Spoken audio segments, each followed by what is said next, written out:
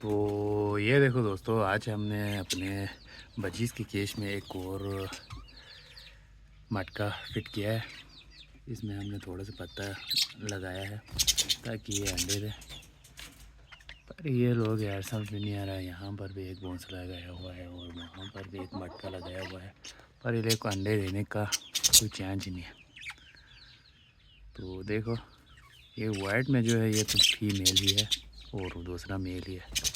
ये लोग अंडे नहीं दे रहे यार, क्या करें।